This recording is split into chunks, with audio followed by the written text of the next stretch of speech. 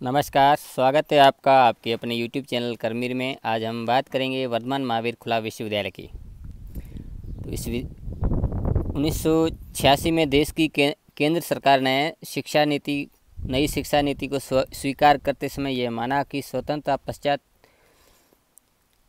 भारत में उच्च शिक्षा के लिए उपलब्ध अवसर अपर्याप्त असमान है। इस नीति में इस बात पर बल दिया गया कि पारंपरिक शिक्षा प्रणाली की सीमाओं में रहते हुए एक नवीन शिक्षा प्रणाली को अपनाया जाए जो उच्च शिक्षा में वंचित लोगों को शिक्षा के समुचित अवसर प्रदान करे और व्यावसायिक उन्नयन के मार्ग ढूंढने एवं शैक्षणिक योग्यताओं की अभिवृद्धि के आकांक्षी विद्यार्थियों को उच्च शिक्षा का लाभ पहुंचा सके।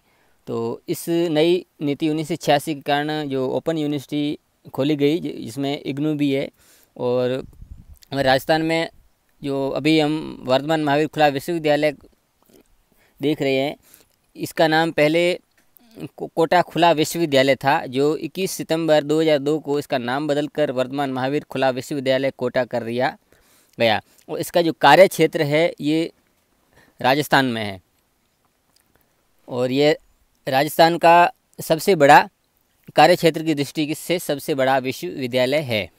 अब इस यूनिवर्सिटी के उद्देश्य है उच्च शिक्षा में प्रजातंत्रीकरण के उद्देश्य से शिक्षा प्राप्ति के इच्छुक सभी समूहों, रोजगार प्राप्त व्यक्तियों, महिलाओं, विशेष योग्यजन, वयस्कों को शिक्षा प्राप्ति का अवसर प्रदान करना, कम कीमत पर गुणात्मक एवं रोजगारोन्मुखी उच्च शिक्षा उपलब्ध कराना, प्रदेश के उच्च शिक्षा से वंचित दूरस्थ क्षेत्रों में, आदिवासी मरुस्थलीय क्षेत्रों में शिक्षा का प्रचार प्रसार करना। तो ये जो ओपन यूनिवर्सिटी में क्या होता है, कोई भी इसमें उम्र की ज़्यादा कोई बड़ी बाध्यता नहीं है। कई लोग जो शिक्षा में जुड़े हुए हैं, जो आगे प्रमोशन के लिए डिग्रियां वगैरह करना चाहें वो भी कर रहे हैं, व्यवसाय करें, बहुत सारे लाभदायक कार्यक्रम यूनिवर्सिटी द्वारा करवाए जा रहे हैं। और इसमें जैसे BA 3 साल का होता है तो आप BA 6 साल में कर सकते हैं। कोई नॉर्मल कोर्स 1 साल का होता है तो आप 3 साल में उसको आराम से पार कर सकते हो। दूसरे ओपन यूनिवर्सिटी में 2 सत्र चलते हैं, जनवरी सत्र और जुलाई सत्र।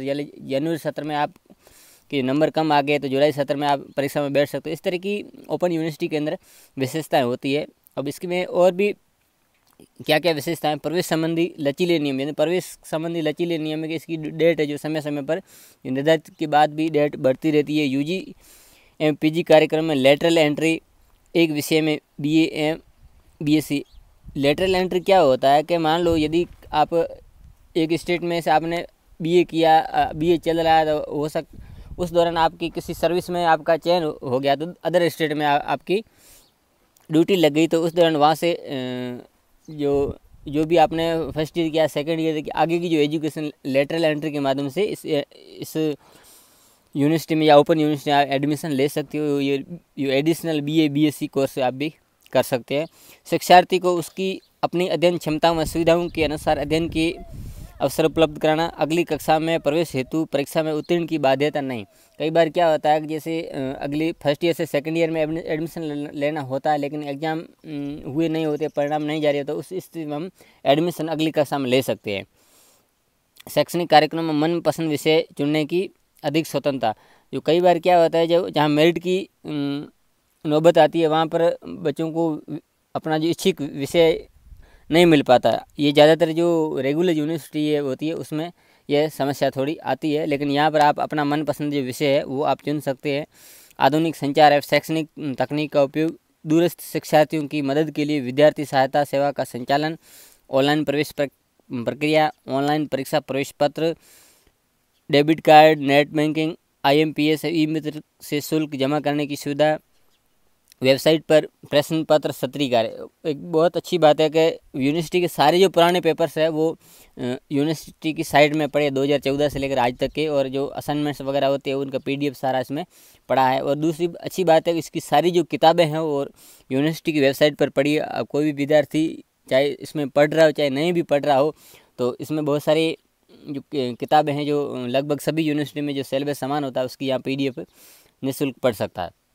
वेबसाइट में स्टूडेंट वन व्यू एक सुविधा है जिससे विद्यार्थी अपने से संबंध समस्त जानकारी अपने स्कॉलर नंबर और जन्म तिथि से प्राप्त कर सकता है। जो इसमें एक बार स्टूडेंट एडमिशन ले लेता है उसको एक स्कॉलर नंबर, स्कॉलर का मतलब होता है छात्र नंबर एक जारी कर दी जाती है। उस छात्र नंबर, स्कॉलर नंबर के जरिए और जन्म तिथि के जरिए अपना पूरा जो डिटेल है वो उसमें देख सकता है, प्राप्त कर सकता है। स्टूडेंट वन व्यू से ही परिचय प्राप्त करने की सुविधा।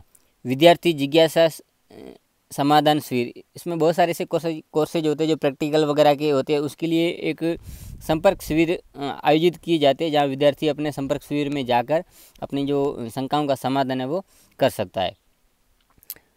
वेबसाइट पर डिजिटल अध्ययन की सामग्री की उपलब्धता, जैसा कि मैंने पहले बताया, सारी जो PDF सारे इसमें पड़े हैं, मल्टीमीडिया पर आधारित व्याख्यान वगैरह वीडियोज़ भी इसमें मिल जाते हैं। विश्वविद्यालय द्वारा विभिन्न कार्यक्रमों में संचालित प्रवेश प्रक्रिया, इसमें 2 सत्र चलते हैं।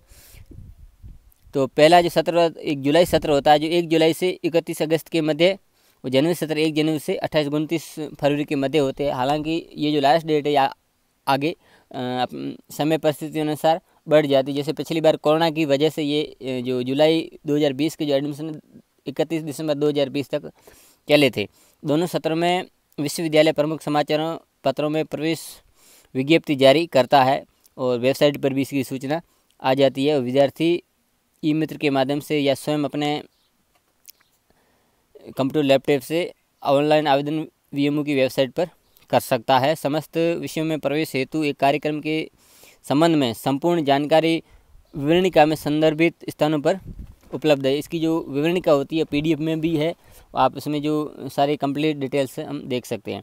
उसमें कोर्सेज कौन कौन से, जैसे शोध कार्य जैसे PhD वगैरह है, स्नातकोत्तर कार्य, स्नातकोत्तर उपाधि कार्यक्रम, जो मास्टर डिग्री कोर्सेज होती है MA MSc, स्नातक हेतु प्रारंभिक कार्यक्रम यानी BPP, बैचलर प्रिपरेटरी प्रोग्राम यानी BA से पहले एक 12वें लेवल का BAP BSc कोर्स होता है। तो जो किसी ने 8वीं पास किया या 10वीं के समकक्ष या जो कर किए और 12वीं करने के उम्र के हिसाब से उसमें कई कुछ नियम भी है, तो आप वो 12वीं के समकक्ष है वो आप कर सकते हो। और स्नातक degree BA BSc BCom, diploma course, post graduate diploma course, प्रमाण पत्र कोर्स, इस तरह के ये कोर्सेज है जिसके बारे में आगे हम डिटेल में पढ़ेंगे।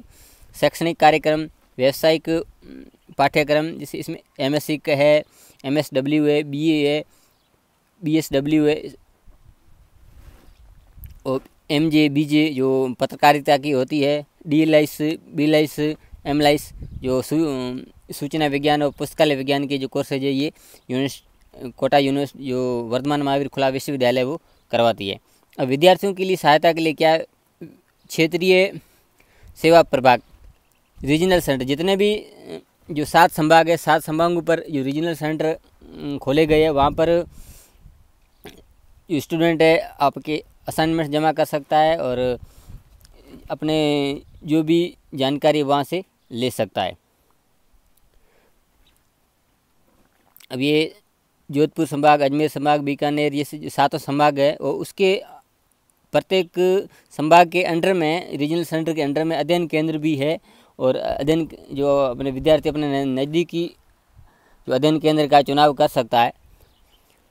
अब इस जो रीजनल सेंटर उस होते हैं इनके कि क्या क्या कार्य, कुछ कार्य इसमें जैसे दिए गए, क्षेत्रीय केंद्र और अध्ययन केंद्रों की स्थापना और प्रबंधन के संबंध में नीतियों, प्रणालियों और प्रक्रियाओं का विकास करना, क्षेत्रीय केंद्रों और अध्ययन केंद्रों की गतिविधियों का प्रतिनिधित्व करना, इस तरह से जो मैनेजमेंट संबंधी कार्य है वो सारे यहाँ पर रीजनल सेंटर और अध्ययन केंद्र करवाते। क्षेत्रीय केंद्र के भी जो यूनिवर्सिटी की ओर से जो भी सूचना आती है, जो भी जानकारी आती है, उसको आगे उस जागरूकता प्रदान करना और स्टूडेंट तक उस जानकारी को प्रोवाइड कराना। और समस्त रीजनल सेंटर पर जो शिविर होते हैं वो सारे उनका आयोजन है वो रीजनल सेंटर ही कराता है। विद्यार्थियों का नामांकन जो होता है, जो वो सारी जो जिम्मेदारी है वो रीजनल सेंटर को दी गई है। जो परामर्श सत्र होते हैं, जो काउंसलिंग सेशन होते हैं, उनकी जिम्मेदारी सारी रीजनल सेंटर को दी गई है।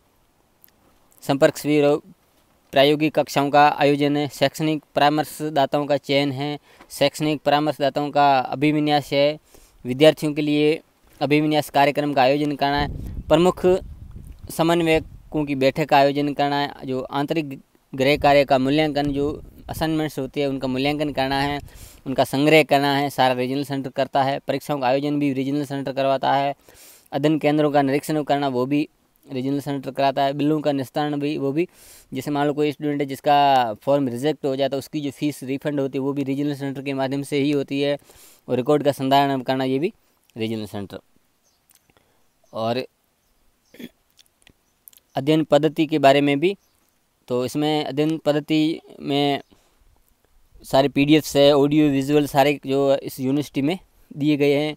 और इसमें एक सेल्फ लर्निंग मटेरियल्स है, जैसे पीडीएफ वगैरह सारे। कई बार क्या किताबें थोड़ा बहुत लेट हो जाती है तो हम इसमें पीडीएफ वगैरह देख सकते हैं। हम सेम जो किताबें पीडीएफ में डिजिटाइज्ड है वो आप एसएलएम जो सिलेबस लर्निंग मटेरियल है वो हम यहाँ से देख सकते हैं।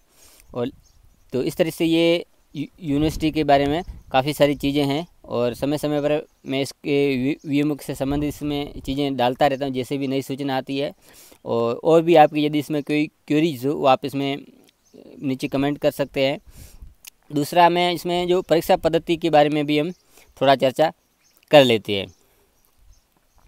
15 मई तक जो विद्यार्थी जुलाई सत्र होता है, जुलाई सत्र में जो एडमिशन लेता है, तो उस आने वाली 15 मई तक उन्हें जो गृह कार्य होते हैं वो रीजनल सेंटर पर जमा कराने होते हैं, और ताकि वो आगे जून सत्रांत परीक्षा में वो परीक्षा में बैठ सकते। और 15 जो नवंबर तक जो असाइनमेंट्स है वो स्टूडेंट जमा कराएंगे, जिन्हें दिसंबर जो परीक्षा होती है, यानी कि जिनका जो सत्र जनवरी होता है, उनको 15 नवंबर तक असाइनमेंट रीजनल सेंटर पर जमा करना है और दिसंबर में परीक्षा में वो बैठ सकते हैं। तो उसके बाद जो प्रैक्टिकल्स सारे जहाँ जिन कोर्सेज में होते हैं उसमें एक शिविर होता है, और शिविर प्रत्येक रीजनल सेंटर पर आयोजित किया जाता है, और जिसकी अधिसूचना यूनिवर्सिटी की वेबसाइट पर अपलोड होती है। और उस शिविर में 75% या 75% उपस्थिति आपकी अनिवार्य होती है, और इसके अभाव में आप परीक्षा से वंचित रह सकते हैं। और इसकी जो सत्रांत जो परीक्षा होती है और साल में 2 बार होती है, एक जून में शुरू होती है जिनका एडमिशन जुलाई में होता है, यानी तो जिनका जून जुलाई में होता है तो वो अगली जून जुलाई में वो परीक्षा में बैठेंगे, और जिनका दिसंबर जनवरी में एडमिशन होता है तो अगले जनवरी दिसंबर में वो परीक्षा में बैठेंगे। इस तरह का ये होता है। और इसमें कुछ टर्मिनोलॉजी भी है, जैसे स्टूडेंट 1 व्यू में जैसे रिजल्ट आता है, जैसे कहीं आपके एससी लिखा हो तो सक्सेसफुल उसका अर्थ होता है, एनसी का मतलब नॉट क्लियर यानी अनुत्तीर्ण, जी का मतलब ग्रेस होता है, एबी का मतलब एब्सेंट होता है। और ज़्यादातर ये एनसी का बच्चों को समझ में नहीं आता है, एनसी का मतलब नॉट क्लियर यानी अनुत्तीर्ण। तो इस तरह की ये टर्मिनोलॉजी है।